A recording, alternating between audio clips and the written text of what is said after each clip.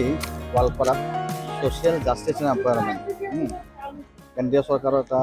মানে বিভাগ, বিভাগৰ আণ্ডাৰত আমাৰ বিকলাংগসকলৰ এটা স্কিম এটা আমাৰ, আৰু এইটোত আমাৰ এডিপ স্কিম আৰু RVI দুটা স্কিম থাকে। এডিপ স্কিম এডিষ্টিভ ডিভাইচ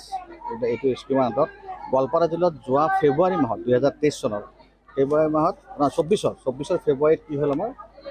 বিভিন্ন ব্লক এৰিয়াত স্ক্ৰিনিং কেম্প পাতিছিল LMQ অথৰিটি NGO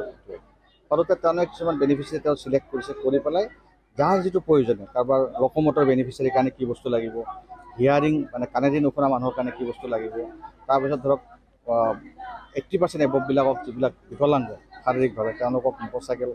আদি কৰি এনেকুৱা আমাৰ এই জিলাখনত টোটেল প্ৰায় 1462জন বেনিফিচিয়াৰী আমাৰ চিলেক্ট হৈছে,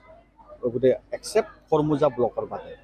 কিয়নো খৰমুজা ব্লকৰ ইয়াৰ আগতে তেওঁলোকে RVI স্কিমৰ আণ্ডাৰত তেওঁলোকক সুবিধাখিনি দিছিলে, আমাৰ এইখিনি বঞ্চিত হৈ আছিল। তাৰপিছত ইয়াৰ 1462টা বেনিফিচিয়াৰীৰ ভিতৰত আমাৰ প্ৰায় 2700 ওপৰতো এইডেন্স এপ্লায়েন্স আমাৰ এই জিলাখনত আহি পাইছে, আৰু সেই বস্তুসমূহ